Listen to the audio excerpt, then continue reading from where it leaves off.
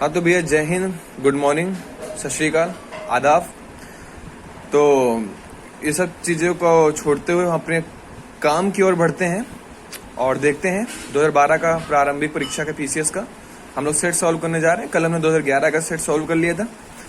तो इसके पहले एक बार थोड़ा सा हम एक नज़र डाल लेते हैं किससे कितने क्वेश्चन आए थे, है ना। तो इंडिया और वर्ल्ड के ज्योग्राफी से हमारे 21 क्वेश्चन आए थे। भारतीय इतिहास एवं संस्कृति से 14 क्वेश्चन आए थे। स्वतंत्रता संघर्ष से 10 क्वेश्चन आए थे।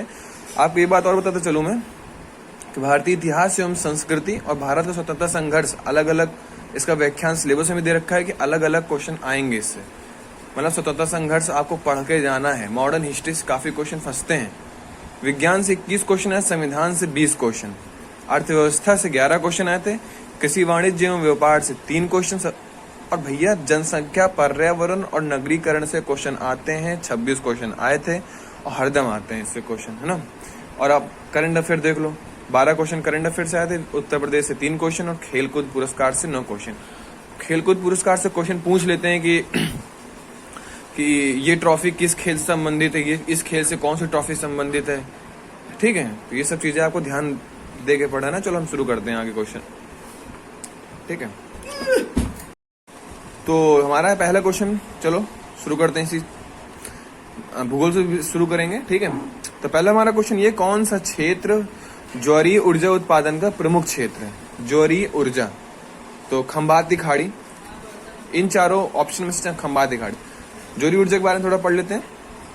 समुद्र से उठने वाले ज्वार भाटा की मदद से भी विद्युत का उत्पादन किया जा सकता है। भारत में गुजरात में स्थित खंबाती खाड़ी इसका प्रमुख क्षेत्र है। इसके अतिरिक्त कच्छ की खाड़ी और सुंदरवन में भी ज्वारीय ऊर्जा के उत्पादन की अच्छी संभावना है।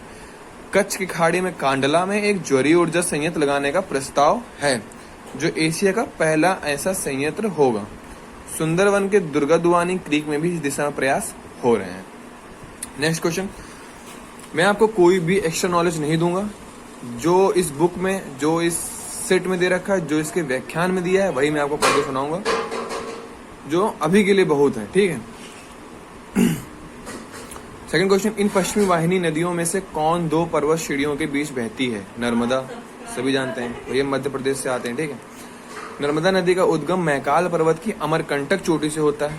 1312 किलोमीटर लंबाई है, ठीक है। इसका 87% भाग मध्य प्रदेश में, 11.5% भाग गुजरात तथा 1.5% भाग इसका महाराष्ट्र में पड़ता है। अरब सागर में गिरने वाली प्रायद्वीप भारत की सबसे बड़ी नदी है। इसके उत्तर में विंध्या, दक्षिण में सतपुरा और पर्वत श्रेणियां समांतर फैली हुई है, ठीक है। इनके बीच ये भ्रंश घाटी में बहती है, ठीक है। जबलपुर के नीचे भेड़ा घाट के संगमरमर के चट्टानों में भव्य कंदरा और कपिल धारा प्रपात का निर्माण करती है, जहाँ 23 मीटर की ऊंचाई से जल गिरता है। तो बस इतना ही याद रखो, ज्यादा याद करने की जरूरत नहीं है। नेक्स्ट बढ़ते हैं। निम्न में कौन सही सुमेलित है। झील दे रखे हैं, बताना है कहाँ है। तो लोनार झील भैया कहाँ पर है, महाराष्ट्र में है। नक्की कहाँ है, गुजरात में है। कोलेरू आंध्र प्रदेश में है। पुलिकट तमिलनाडु और आंध्र प्रदेश की सीमा पर है। चलो नेक्स्ट क्वेश्चन, काजीरंगा किस लिए माना जाता है भैया। काजीरंगा वन हॉर्न राइनोसोरस, जिसे हम गेंडा कहते हैं, ठीक है। काजीरंगा असम राज्य में है। एक सींग वाले गेंडा के लिए प्रसिद्ध है। आता है क्वेश्चन। नेक्स्ट क्वेश्चन बढ़ते हैं हम लोग। निम्न में से कौन सही सुमेलित नहीं है। तो भैया ऑप्शन देखो पहले, इसीलिए आपको मैं दिखा रहा हूँ। नागल बांध सतलज नदी पे है, सब जानते। सरदार सरोवर परियोजना नर्मदा नदी। स्टैच्यू ऑफ यूनिटी इसी में नदी किनारे स्थित है, ठीक है। नागार्जुन सागर बांध भैया गोदावरी नदी में है, ठीक है। और हीराकुंड बांध महानदी में है, जो उड़ीसा में है। चलो नेक्स्ट क्वेश्चन। नेक्स्ट क्वेश्चन हम बढ़ते हैं आगे। छठवां, भारत में अधिकांश प्राकृतिक गैस का उत्पादन निम्न में से कहाँ से किया जाता है भैया। तो प्राकृतिक गैस का उत्पादन, तो अभी अगर करंट अफेयर की बात करें तो ये बॉम्बे हाई है। इस टाइम में भले आंध्र प्रदेश रहा हो, लेकिन प्रेजेंट टाइम में बॉम्बे हाई है, ठीक है। नेक्स्ट क्वेश्चन में आते हैं। क्षेत्रफल की दृष्टि से निम्न देशों का सही आरोही क्रम कौन सा है। तो ये क्षेत्रफल की दृष्टि से अगर इन ऑप्शन के हिसाब देखा जाए तो अर्जेंटीना, भारत, ऑस्ट्रेलिया और ब्राजील है, ठीक है। आगे आ जाओ। नेक्स्ट क्वेश्चन, निम्न में से कौन सा देश हीरा का सबसे बड़ा उत्पादक है। हीरा का सबसे बड़ा उत्पादक रूस है। Next question. आपको बस एक बार देखना भर है कि क्वेश्चन आए कौन से हैं, क्वेश्चन पूछ किस टाइप से रहा है, ठीक है। क्वेश्चन फंसेंगे, इससे ऐसी बात नहीं है फंसेंगे नहीं, लेकिन आपको थोड़ा थोड़ा क्या है ना, ऊपर ऊपर मोटा मोटा आपको ज्ञान होना चाहिए कि कैसे क्वेश्चन पूछता है आयोग, ठीक है। चलो नेक्स्ट क्वेश्चन। निम्नलिखित राज्यों में से किसके द्वारा अपना वन अपना धन योजना प्रारंभ की गई है? 2012 का है, शायद करंट अफेयर का क्वेश्चन है। उष्ट हिमाचल प्रदेश द्वारा किया, ज्यादा इसमें ध्यान देने की जरूरत है नहीं इतनी। अरे चलो, ये बहुत इंपॉर्टेंट क्वेश्चन है। इन सारे ऑप्शन में से बताना है कि कौन सा युग्म, कौन सा जोड़ा अरल सागर के किनारे है। तो भैया कजाकिस्तान और उज्बेकिस्तान ही इन चार ऑप्शन के हिसाब से अरल सागर के किनारे हैं। अरल सागर के बारे में थोड़ा देख लेते हैं। अरल सागर कजाकिस्तान और उज्बेकिस्तान में स्थित एक झील है जिसे बड़े आकार के कारण इसे सागर कहा जाता है, पर अब दिनों दिन इसका आकार घटता जा रहा है, ठीक है। Next question. खनन क्षेत्र दे रखा है और खनिज दे रखा है। भैया बताना है कि कौन सा खनिज कौन सा खनन क्षेत्र में पड़ता है।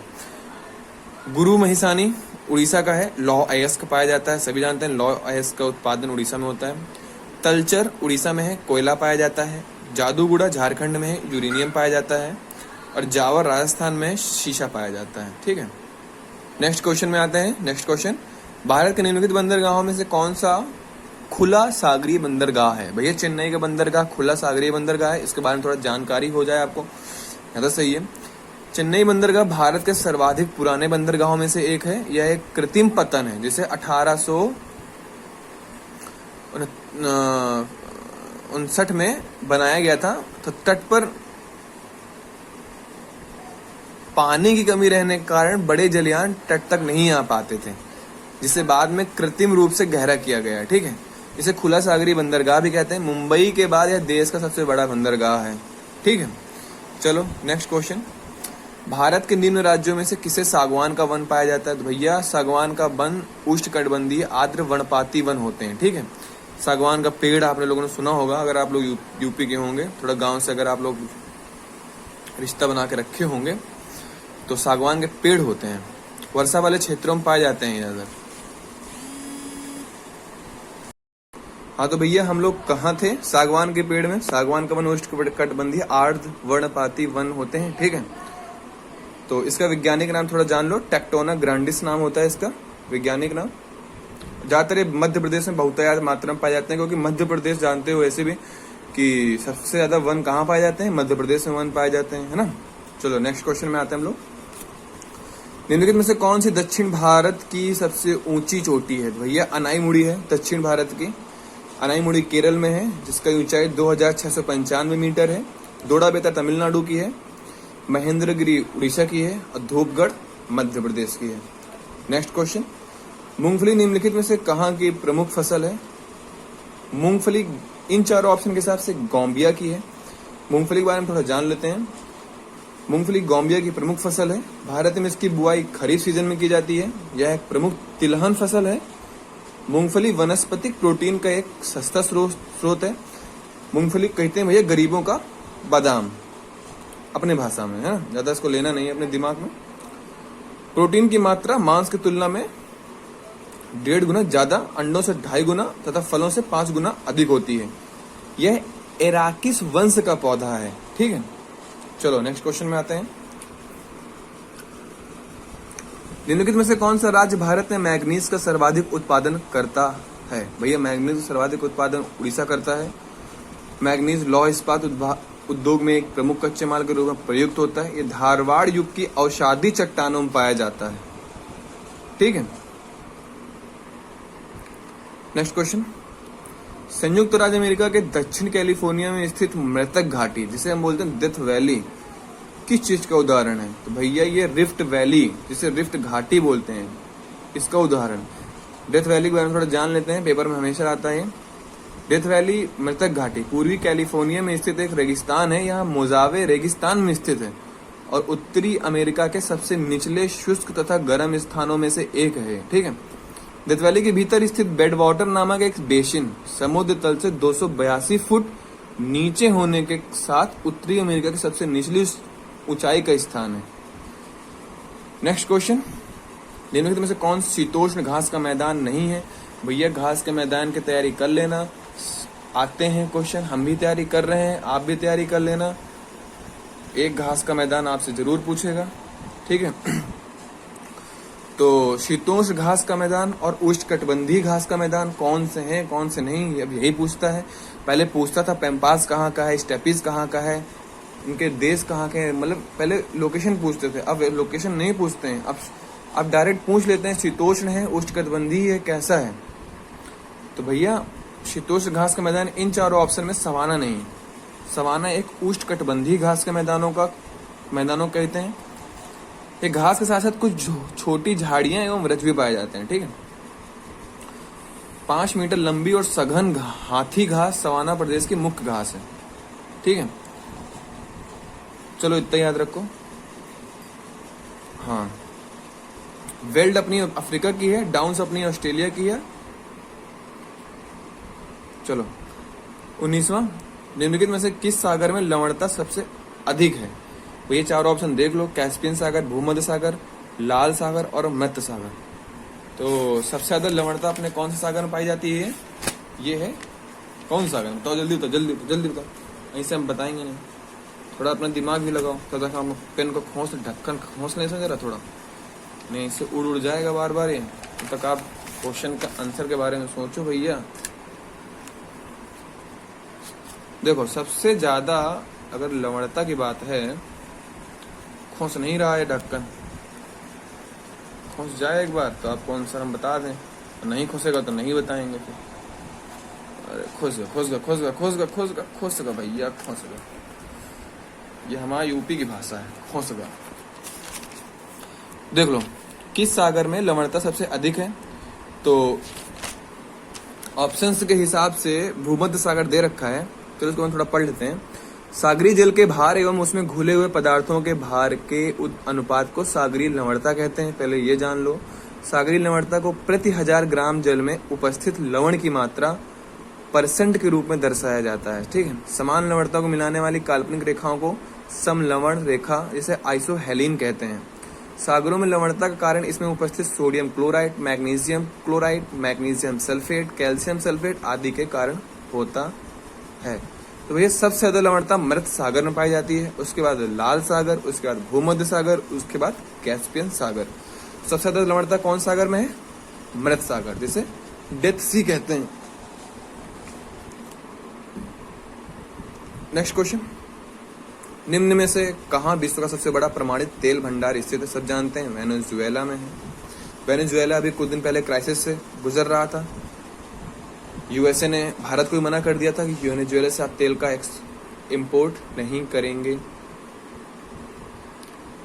हाँ भैया, तो सुमेलित करना है। ये दे रखे हैं कुछ 21वें नंबर क्वेश्चन में ट्राइब्स, ठीक है, जनजाति जिसे कहते हैं, और कौन से देश में कहाँ पाए जाते हैं, कौन जनजाति है। तो फुलानी जनजाति पाई जाती है पश्चिम अफ्रीका में, बत्तू पाई जाती है दक्षिण अफ्रीका में, ठीक है, मसाई पूर्वी अफ्रीका में, और नूबा सूडान में। सहारा में नहीं पाई जाती है बत्तू पाई जाती है दक्षिण अफ्रीका में, ठीक है, और मसाई पूर्व अफ्रीका में। चलो हो गया अपना ज्योग्राफी क्वेश्चन हो गए कंप्लीट।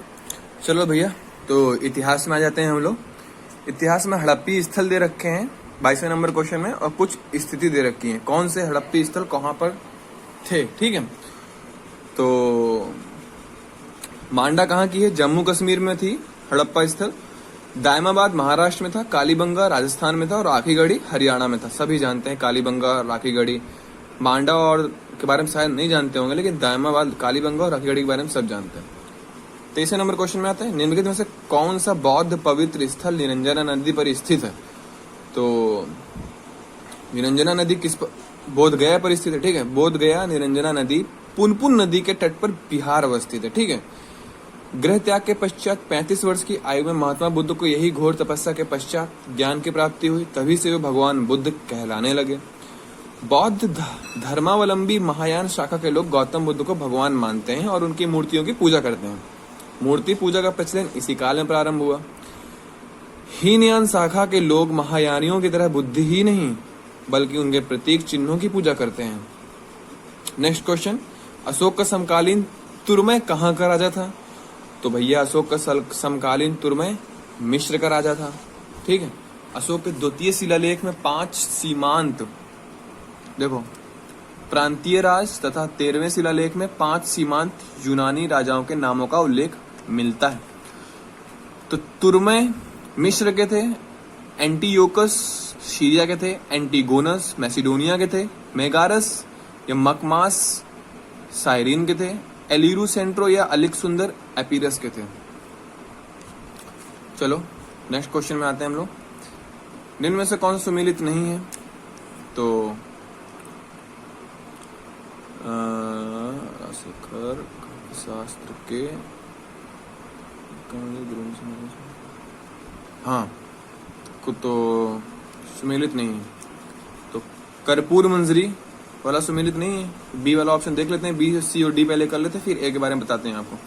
मालविका अग्निमित्र, कालिदास, मुद्रा राक्षस, विशाखदत्त, सौंदरानंद, अश्वघोष। चलो आपको बारे में इसको थोड़ा बताते हैं हम। राजशेखर काव्यशास्त्र के पंडित थे। कान्य कुब्ज के गुर्जर वंशीय नरेश महेंद्रपाल उनके बेटे महिपाल के गुरु एवं मंत्री थे। कर्पूर मंजरी एवं काव्यवी मानसा उनकी प्रसिद्ध रचना है। ठीक है। समूचे संस्कृत साहित्य में कुंतक और राजशेखर ये दोनों ऐसे आचार्य हैं जो परंपरागत संस्कृत पंडितों के मानस में उतने महत्वपूर्ण नहीं हैं जितने रसवादी या अलंकारवादी हैं। इनकी प्रमुख रचनाएं बाल रामायण है, विद्यशाल भंजिका है, बाल महाभारत है, भुवन कोश, काव्यमीमांसा, हर विलास, कर्पूर मंजरी आदि है।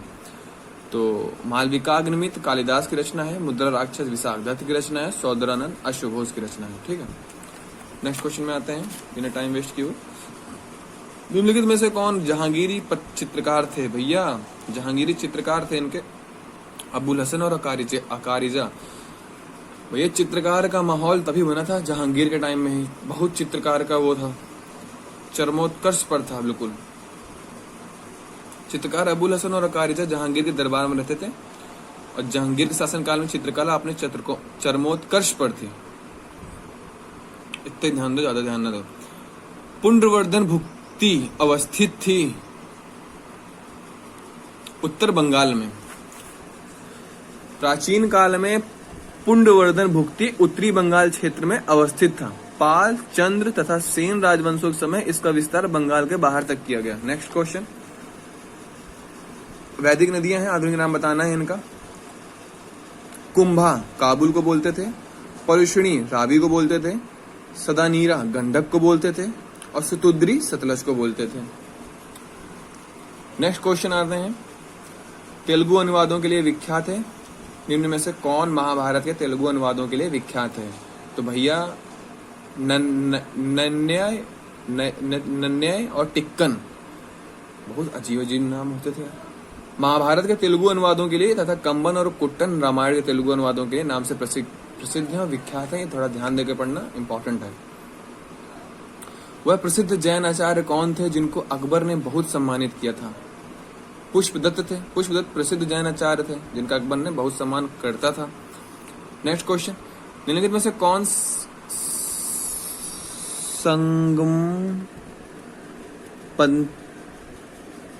निम्नलिखित में से कौन संगम पतन पश्चिमी तट पर स्थित थे? तो भैया तोडी और मुशीरी संगम युग कालीन पश्चिमी तट के बंदरगाह हैं। ये चेर राज्य के प्रमुख बंदरगाह हैं। ठीक है। इसके अतिरिक्त पूर्वी तट पर पुहार, उरेयूर तथा कोरके बंदरगाह स्थित है।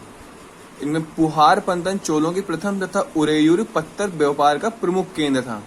कोरके पांड्यों की राजधानी तथा मुशेरी या मुजीरिस पंतन चेर राज्य का प्रमुख बंदरगाह था।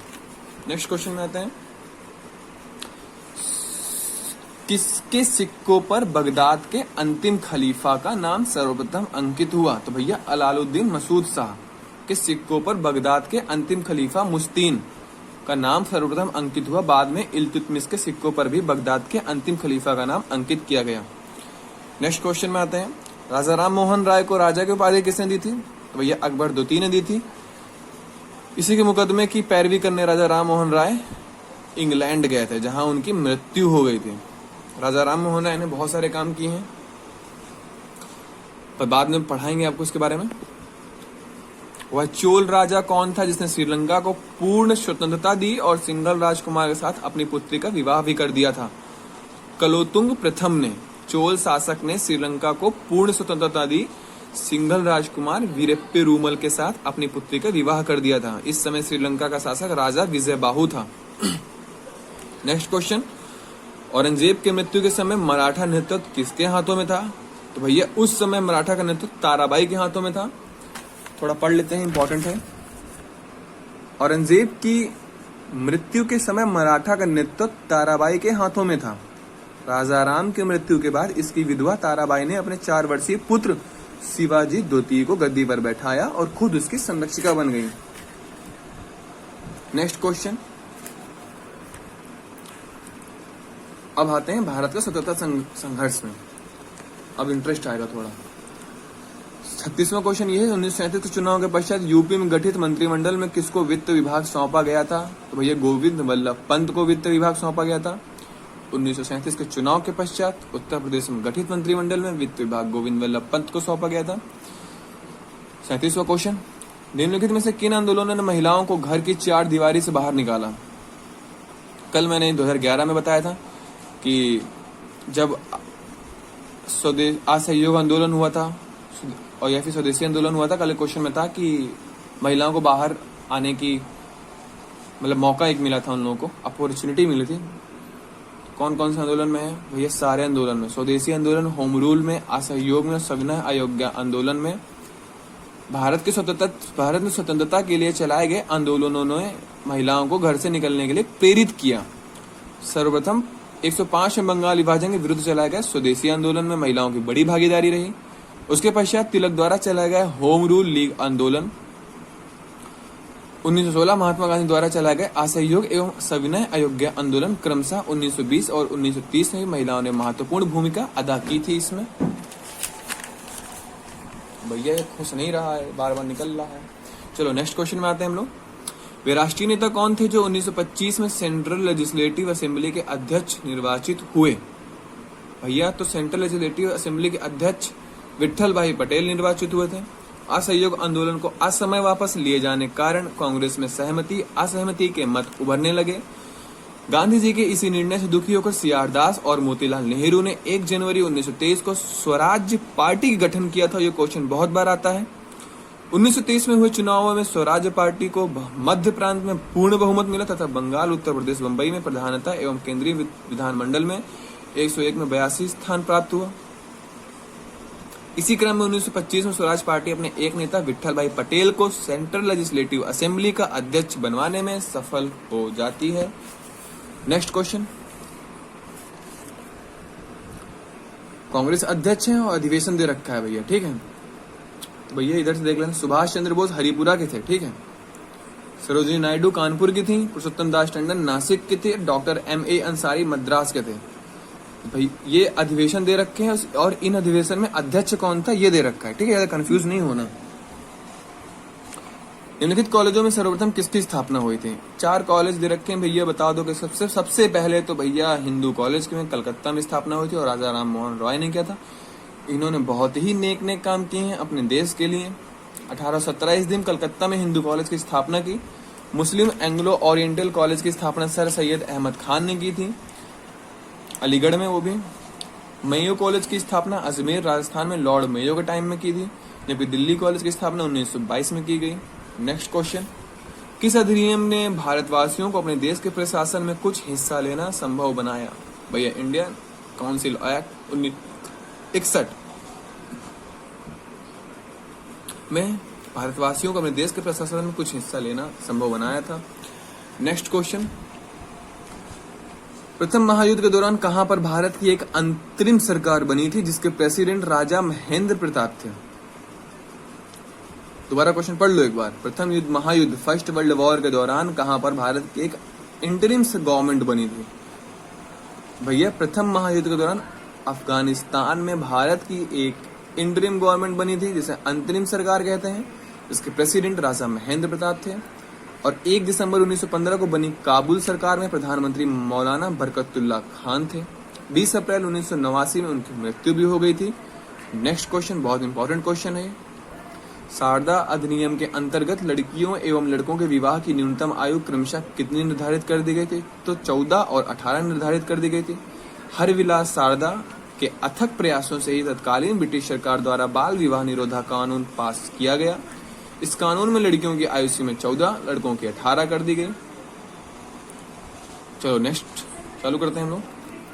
44 क्वेश्चन में आ गए हैं। लंदन में ब्रिटिश ईस्ट इंडिया कंपनी के गठन के समय भारत का निम्नलिखित में से कौन बादशाह था? सॉरी, बंदरगाह निकल गया था, देखो।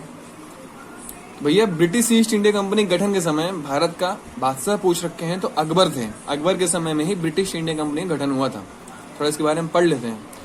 1599 ईस्वी में पूर्व के साथ व्यापार करने के लिए मर्चेंट एडवेंचर्स नामक एक अंग्रेजी कंपनी की स्थापना की गई, जिसे ब्रिटेन की तत्कालीन महारानी एलिजाबेथ ने 31 दिसंबर 1600 ईस्वी के पूर्व के साथ 15 वर्ष तक व्यापार का विशेष अधिकार दिया था।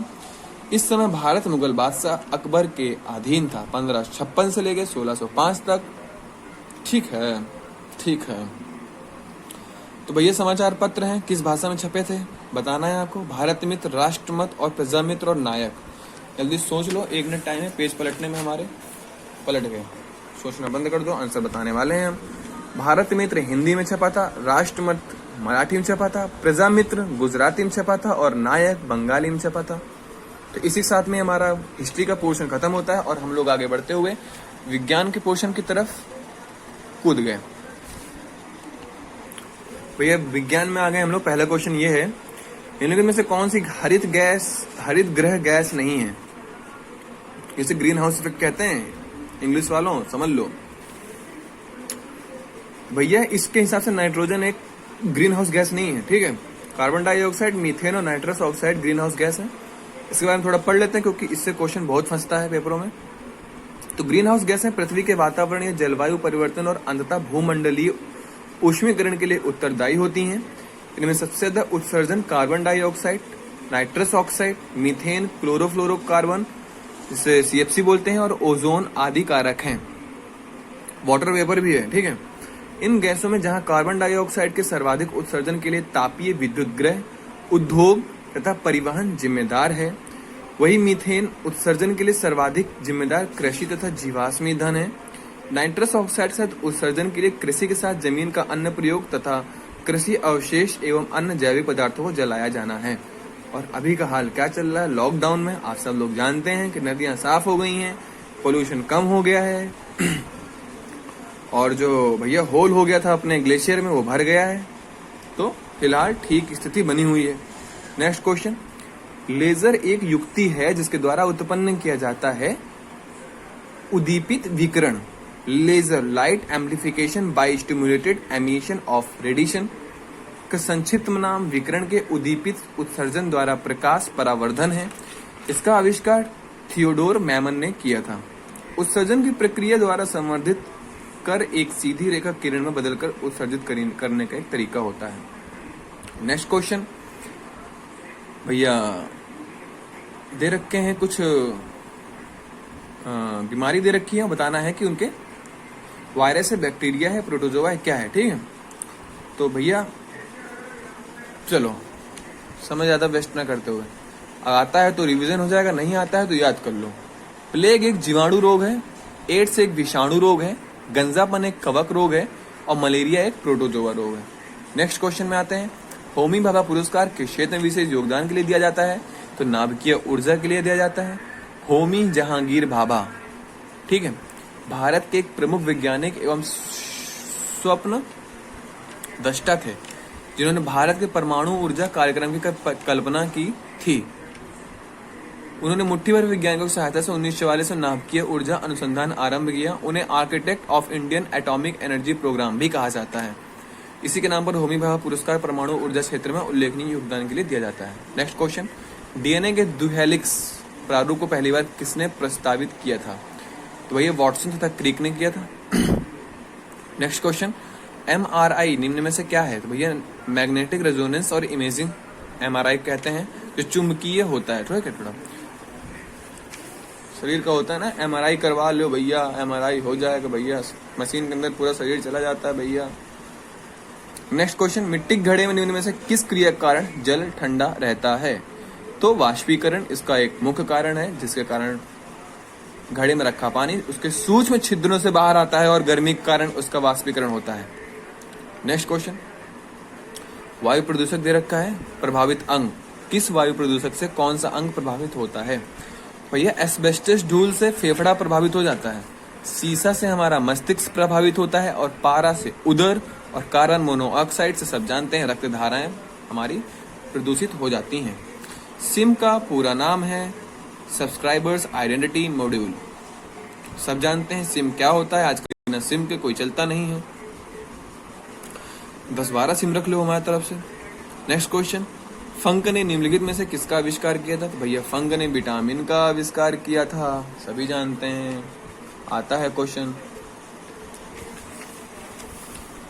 नेक्स्ट क्वेश्चन, डेंगू बुखार है मानव शरीर में निम्नलिखित में से किसकी कमी हो जाती है? भैया प्लेटलेट की कमी हो जाती है। भैया डेंगू हो गया भैया, प्लेटलेट कम हो गई, प्लेटलेट कम हो गई, इतने हजार प्लेटलेट, इतने लाख प्लेटलेट हो गई, ठीक है। चलो नेक्स्ट क्वेश्चन, लोलक घड़ियां गर्मियों में सुस्त हो जाती हैं क्योंकि उनकी लंबाई, लोलक की लंबाई बढ़ जाती है। गर्मी के मौसम में ऊष्मीय संचरण के कारण लोलक घड़ियों में लोलक की लंबाई बढ़ने के कारण आवर्तकाल बढ़ जाता है, जिससे घड़ी सुस्त हो जाती है, तथा जोड़े के दिनों में लोलक की लंबाई घटने के कारण आवर्तकाल कम हो जाता है, जिससे घड़ी तेज हो जाती है। जाड़ा था, जोड़े नहीं हो, ठीक है। मृग मरीचिका भैया का कारण क्या है? गर्मियों में जाते हैं, दूर से दिखता है कि पानी, भैया रोड में पानी भरा है क्या, लहलहा रहा है क्या पानी, लेकिन वो पानी नहीं होता है, वो तुम्हारा भ्रम होता है, उसे कहते हैं मृग मरीचिका। भैया टोटल इंटरनल रिफ्लेक्शन, प्रकाश का पूर्ण आंतरिक परिवर्तन, इसके कारण दिखता है वो तुमको रोड में पानी। भ्रम में मत जियो। नेक्स्ट क्वेश्चन में आओ, दूध का धवल रंग निम्नलिखित में किसकी उपस्थिति के कारण होता है? भैया बता दें, दूध में केसिन नामक का एक प्रोटीन होता है, उसके कारण। दूध में पीला रंग कैरोटीन के कारण होता है।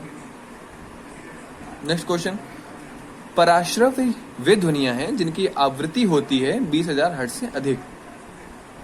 मनुष्य पराश्रव तरंगे नहीं सुन सकता है। चमगादड़ों की श्रवण सीमा बहुत ऊंची होती है, यह 1,00,000 हर्ट्ज की तरंगे उत्पन्न कर सकते हैं और सुन भी सकते हैं। ओम नमः शिवाय। भाई नेक्स्ट क्वेश्चन में आते हैं, कंप्यूटर का सबसे महत्वपूर्ण भाग।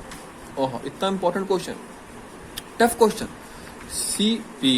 सीपीयू कंप्यूटर का मुख्य हिस्सा होता है, बस इतना जान लो अभी फिलहाल के लिए, ये वीडियो बहुत लंबा हो जाएगा अगर बताने लगेंगे इसके बारे में तो ना।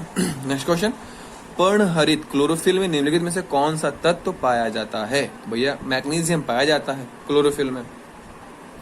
जब बर्फ पिघलती है तब आयतन घटता है, ठीक है।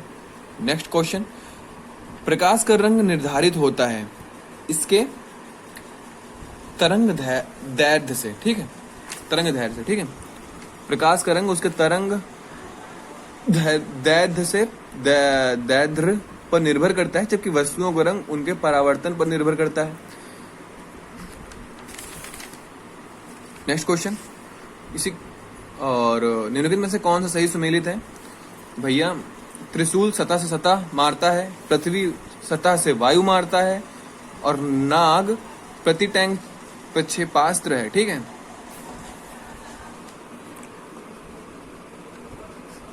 और पिनाका हल्का वायु युद्धक है। पिनाका मिसाइल जानते तो हो गई भैया, आप लोग तो होशियार हो। नेक्स्ट क्वेश्चन, छाछठ वर्ष 2011 को पशु में होने वाली किस बीमारी के लिए चिन्हित किया गया था? तो रीडर पेस्ट के लिए। देखो ये पहली बात तो करंट अफेयर का रिलेटेड क्वेश्चन है, लेकिन फिर भी आप लोग को हर चीज मालूम होनी चाहिए, है ना। हम लोग तैयारी कर रहे हैं, किस चीज की सिविल सेवा की तैयारी कर रहे हैं, तो हम लोग को हर चीज मालूम होनी चाहिए। पिछले 20 साल का डेटा हमारे दिमाग में होना चाहिए। रीडर पेस्ट पशुओं को लगने वाला एक विषाणु जनित रोग है। यह भैंस, गाय व अन्य पालतू पशुओं में होता है। इस रोग से ग्रसित पशुओं को ज्वर, अतिसार, मुंह से लार टपकना आदि लक्षण देखने को मिलते हैं। यह एक संक्रामक बीमारी होती है जो एक पशु से दूसरे से तेजी से फैलता है। चलो नेक्स्ट में आ जाते हैं हम लोग संविधान में। भाई संविधान में आ गए हम लोग, और पहला क्वेश्चन देखते हैं इसका संविधान का 67वां नंबर क्वेश्चन सेट के हिसाब से। निम्नलिखित में भारतीय राज्य व्यवस्था से किस वाद में उच्चतम न्यायालय ने धारणा प्रस्तुत की कि उद्देश्य का संविधान का भाग है? चार ऑप्शन है। बॉम्बई बनाम union of India, SR Bommai बनाम भारत संघ के वाद में सर्वोच्च न्यायालय ने उद्देशिका को संविधान का भाग माना है। नेक्स्ट क्वेश्चन, निम्नलिखित में से कौन योजना आयोग तथा राज्य सरकारों के बीच समन्वय का कार्य करता है? तो भैया राष्ट्रीय विकास परिषद, ठीक है। राष्ट्रीय विकास परिषद का गठन 1952 में एक मंत्रिमंडल प्रस्ताव द्वारा किया गया था। इसका प्रमुख कार्य पंचवर्षीय योजनाओं को अंतिम रूप से मंजूरी प्रदान करना, पंचवर्षीय योजनाओं की निगरानी करना, संसाधन जुटाने के लिए सलाह देना तथा संघीयवाद को बढ़ावा देने के लिए योजना आयोग तथा राज्य सरकारों के मध्य समन्वयकर्ता का कार्य प्रमुख है। राष्ट्रीय विकास परिषद। भारत के मुख्य निर्वाचन आयुक्त की पदावधि क्या है? तो 6 साल या फिर 65 वर्ष की आयु जो भी पहले पूरी हो जाए भैया। तो इलेक्शन कमीशन 324 के अंतर्गत आता है, आर्टिकल नंबर 324। नेक्स्ट क्वेश्चन, निम्नलिखित में से कौन भारत के उपराष्ट्रपति का निर्वाचन करता है? तो भैया भारत का उपराष्ट्रपति, वाइस प्रेसिडेंट का इलेक्शन लोकसभा के सदस्य और राज्यसभा के सदस्य ही करते हैं। संविधान के भाग 5 अनुच्छेद 66 में उपराष्ट्रपति के निर्वाचन का प्रावधान उपबंधित है। इनका निर्वाचन संसद के दोनों सदनों के सदस्यों से मिलकर बनने वाले निर्वाचक गण के सदस्यों द्वारा अनुपातिक प्रतिनिधित्व पद्धति के अनुसार एकल संक्रमणीय मत द्वारा और ऐसे निर्वाचन में मतदान गुप्त होगा। आर्टिकल याद कर लो कैसा इसका चुनाव होता है, एकल संक्रमणीय मत द्वारा होता है बस। निम्नलिखित में से कौन संवैधानिक प्राधिकरण है? कॉन्स्टिट्यूशनल और नॉन कॉन्स्टिट्यूशनल बताना है कौन से हैं कौन से नहीं है। भैया राज्य निर्वाचन आयोग संवैधानिक है, राज्य वित्त आयोग संवैधानिक है, जिला पंचायत भैया संवैधानिक है, राज्य निर्वाचन अधिकारी।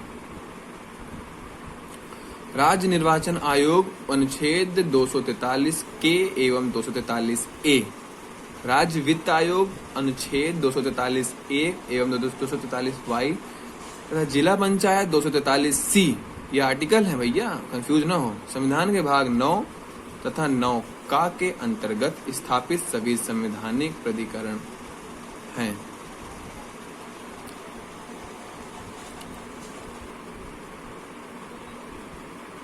ठीक है, बस राज्य निर्वाचन अधिकारी नहीं है संवैधानिक, ये तीनों संवैधानिक हैं। चलो नेक्स्ट क्वेश्चन में आते हैं हम लोग। क्वेश्चन नंबर 72, निम्नलिखित में से किसके द्वारा भारत के नियंत्रक एवं महालेखा परीक्षक के पद का सृजन किया जाता है? तो भैया संविधान द्वारा। भैया आर्टिकल नंबर 148 में दे रखा है इसके बारे में, कैग के बारे में। ठीक है, भाग 5 अध्याय 5 में अनुच्छेद 148 से 151 तक भारत के CAG comptroller of auditor general जिसे कहते हैं भारत के नियंत्रक महालेखा परीक्षक,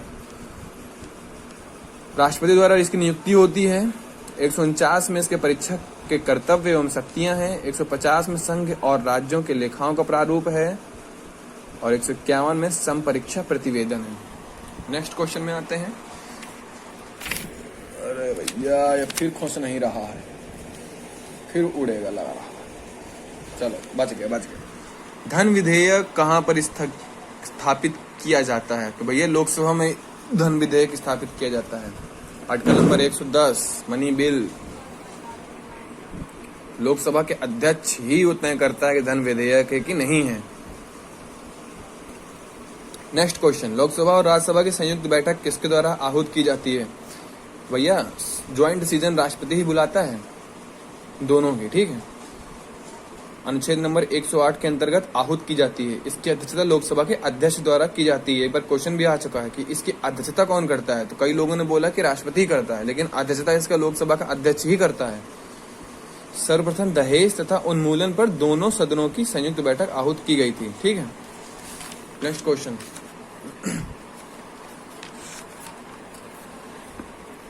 आ जाओ भाई इधर आ जाओ। क्वेश्चन नंबर 75, मंत्रिपरिषद सामूहिक रूप से निम्न में से किसके प्रति उत्तरदायी है? मंत्रिपरिषद किसके लिए उत्तरदायी है? भैया लोकसभा के प्रति उत्तरदायी है। कई लोग बोलते हैं प्रधानमंत्री के लिए उत्तरदायी है, पगले हो का? अनुच्छेद नंबर 75 उपखंड 3 के अनुसार मंत्रिपरिषद लोकसभा के प्रति सामूहिक रूप से उत्तरदायी होगी। क्वेश्चन नंबर 76 में आ जाओ। निम्नलिखित में से कौन राज्यपाल की नियुक्ति करता है? तो राज्यपाल की नियुक्ति भारत का राष्ट्रपति करता है। और अनुच्छेद नंबर 153 संविधान के भाग 6 अनुच्छेद 155 के अनुसार राज्यपाल की नियुक्ति सीधे राष्ट्रपति द्वारा की जाती है। 5 वर्ष तथा अथवा 5 वर्ष तो रहता ही है राज्यपाल का कार्यकाल, या तो राष्ट्रपति का मूल सन का, तो राज्यपाल इधर से उधर। ठीक है। किस सदन के सदस्यों द्वारा बहुमत से अविश्वास प्रस्ताव पास होने पर मंत्रिपरिषद को त्यागपत्र देना पड़ेगा? लोकसभा के सदस्यों द्वारा। ठीक है। मंत्रिपरिषद जब तक पदासीन रहती है जब तक कि उसे लोकसभा का विश्वास प्राप्त हो। इस विश्वास का पता लगाने के लिए नियमों से इस आशय का एक प्रस्ताव पेश करने का उपबंध है, जिसे अविश्वास प्रस्ताव कहा जाता है। यह प्रस्ताव सिर्फ लोकसभा में लाया जा सकता है। इस प्रस्ताव के पारित हो जाने पर मंत्रिपरिषद को त्यागपत्र देना पड़ सकता है। नेक्स्ट क्वेश्चन आ जाता है। निम्नलिखित में से किसकी स्तुति पर भारतीय संविधान में मूल कर्तव्य को शामिल किया गया था? तो भैया समिति है, क्वेश्चन आता जरूर है। स्वर्ण सिंह समिति भैया मूल कर्तव्य याद आया कुछ? स्वर्ण सिंह समिति की सिफारिश पर भारतीय संविधान में वृहद संशोधन 42वें संविधान संशोधन 1976 किया गया था। बहुत ही इंपॉर्टेंट क्वेश्चन है, आता जरूर, इसके बारे में मालूम होना चाहिए आपको। इसके अंतर्गत संविधान में एक नए भाग 4 का तथा अनुच्छेद 51 का को जोड़ा गया। इसी के द्वारा भारतीय संविधान में रूस से लिए गए मौलिक कर्तव्य को भी समाविष्ट किया गया। इसके साथ ही उद्देशिका में समाजवाद, पथ निरपेक्ष, एकता एवं अखंडता को भी जोड़ा गया। और मौलिक कर्तव्यों की संख्या 11 है वर्तमान में। Next question. निम्नलिखित में से किस वाद में उच्चतम न्यायालय यह धारणा व्यक्त की कि मूल अधिकार व्यक्ति जैसा उससे सबसे अच्छा लगे उस तरह अपनी जिंदगी की रूपरेखा तैयार करने के लिए सक्षम बनाते हैं? गोलकनाथ बनाम स्टेट ऑफ पंजाब। सर्वोच्च न्यायालय की संविधान पीठ द्वारा यह निर्णय दिया गया था कि मूल अधिकार व्यक्ति जैसा उसे सबसे अच्छा लगे उस तरह अपनी जिंदगी की रूपरेखा तैयार करने के लिए सक्षम बनाते हैं। ठीक है। Next question. भारत के निम्नलिखित राष्ट्रपतियों में से कौन ट्रेड यूनियन आंदोलन से संबंध? भैया वीवी गिरी है, ट्रेड यूनियन आंदोलन। ठीक है। Next question. संविधान के अंतर्गत उच्चतम न्यायालय से विधि के प्रश्न पर राय लेने का अधिकार किसको है? तो भैया राष्ट्रपति को ही है। राय ले सकता है, नहीं भी ले सकता है। अनुच्छेद 143 के अंतर्गत किसी विधि के प्रश्न पर सर्वोच्च न्यायालय से राय लेने का अधिकार है, लेकिन राष्ट्रपति इस सलाह को मानने के लिए बाध्य नहीं है। इसी प्रकार सर्वोच्च न्यायालय राष्ट्रपति को सलाह देने से मना भी कर सकता है। Next question. भारतीय संसद में निम्नलिखित में से कौन शामिल है? राष्ट्रपति एवं दोनों सदन। ठीक है। क्वेश्चन ढंग से सुनो। भारतीय संसद में, ठीक है, तो राष्ट्रपति एवं सदन। अनुच्छेद 89 के अनुसार संघ के लिए एक संसद होगी जो राष्ट्रपति और दोनों सदनों से मिलकर बनेगी, जिनके नाम राज्यसभा तथा लोकसभा होंगे।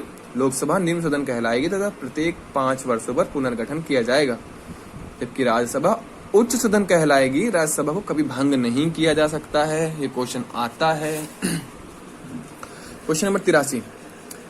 निम्न में से किस राज्य में पंचायती राज का शुभारंभ सबसे पहले हुआ? तो भैया राजस्थान के नागौर जिला में हुआ था। ठीक है। दूसरा राज्य इसका आंध्र प्रदेश बना था। इसके जनक लॉर्ड रिपन को मानते हैं।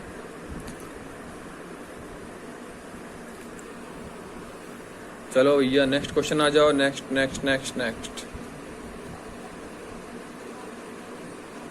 राज्य विधानसभा में कोई भी धन विधेयक पुनः स्थापित नहीं किया जा सकता बगैर राज्य के राज्यपाल की संतुष्टि के। अनुच्छेद 198 राज्यों में धन विधेयक की प्रक्रिया के संबंध विशेष प्रावधान उल्लिखित है। ठीक है। Next question. संसद राज्य सूची के विषय में संबंध में कानून बना सकती है। यदि राज्यसभा ऐसा संकल्प पारित करती है तो ही बना सकती है। पढ़ लो।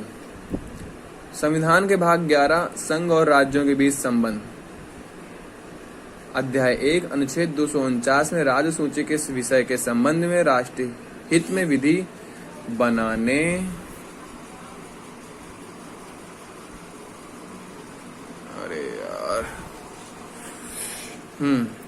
बनाने की संसद की शक्ति नहीं थे यदि राज्यसभा में उपस्थित एवं मत देने वाले सदस्यों में से कम 2/3 सदस्यों द्वारा समर्थित संकल्प द्वारा प्रस्ताव पारित कर दिया गया हो।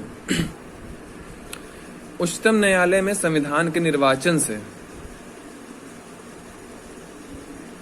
संबंधित मामले की सुनवाई करने के लिए न्यायाधीशों की संख्या कम से कम कितनी होनी चाहिए?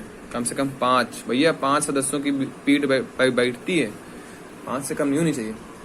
हरदम सुनते होगे 5 लोगों की बेंच बैठी है। अर्थव्यवस्था में आ जाओ भैया, अर्थव्यवस्था में हम लोग आ गए। देखो अर्थव्यवस्था में ज्यादातर तो करंट अफेयर से क्वेश्चन पूछे जाते हैं, लेकिन फिर भी कुछ स्टैटिक क्वेश्चन आ जाते हैं, ठीक है। इसके बारे में हम लोग पढ़ लेते हैं स्टैटिक क्वेश्चन। वैसे करंट अफेयर आप तैयार करके रखोगे तो इकोनॉमिक हो गया, सेंसस हो गया, ये दिक्कत नहीं देगी आपको, ठीक है। सेंसस तो आपको पढ़ के जाना पड़ा 2011 का। भारत में विदेशी विनिमय संचय का रख रखाव किसके द्वारा किया जाता है? तो भैया सब जानते हैं RBI के द्वारा ही किया जाता है।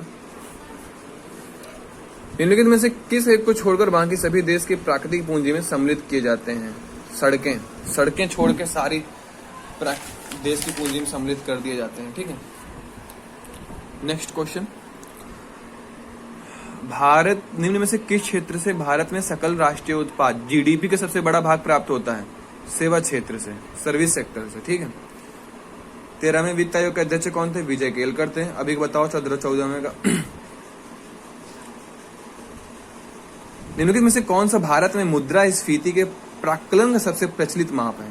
थोक मूल्य सूचकांक।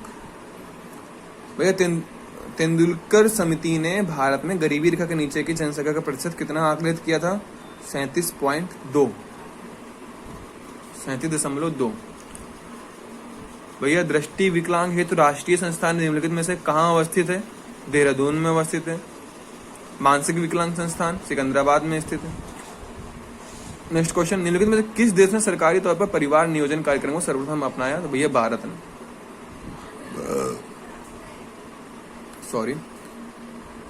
निम्न में से किस वर्ष में असंगठित श्रमिक सामाजिक सुरक्षा अधिनियम पारित हुआ? 2008 में। राष्ट्रीय विकास परिषद द्वारा स्वीकृति 12वीं पंचवर्ष की योजना, अभी हम लोगों ने पढ़ा था राष्ट्रीय विकास परिषद के बारे में। हेतु प्रस्तावित परिकल्पना पत्र में विकास का निर्दिष्ट लक्ष्य क्या है? हाँ तो भैया हम लोग कहाँ पर थे? आ गए हम लोग कृषि वाणिज्य एवं व्यापार में, ठीक है। निम्नलिखित में से कौन सी खरीफ फसल नहीं है? इन चारों के साथ सरसों की रबी सीजन की फसल है जो कि अक्टूबर-नवंबर में बोई जाती है, और सारी खरीफ फसल है, ठीक है। तंबाकू की कृषि अंतर्गत बृहत्तम क्षेत्र ये भैया देख लो। ज्यादातर क्वेश्चन तो इसमें ना वो इस वजह से आ जाते हैं, इससे करंट अफेयर से रिलेटेड। और करंट अफेयर आप तैयार करोगे सारी चीज़ आपको तैयार हो जाएगा। बस आपको सेंसस पढ़ना होगा, सेंसस की वीडियो हम बाद में बना देंगे। तो इसी के साथ हम लोग फिर रखते हैं। कल हम 2013 का लाएंगे सेट, तो आप 2013 का सेट पढ़ो। स्पीड में ज़्यादा स्पीड में लगा लो, स्पीड लगा के देख लो, कोई दिक्कत की बात नहीं है, ठीक है। बस पढ़ना जरूरी है। लाइक करो, शेयर करो, सब्सक्राइब करो, ना करो तुम पढ़ लो बस, और कोई दिक्कत की बात नहीं। चलो फिर रखते हैं। जय हिंद।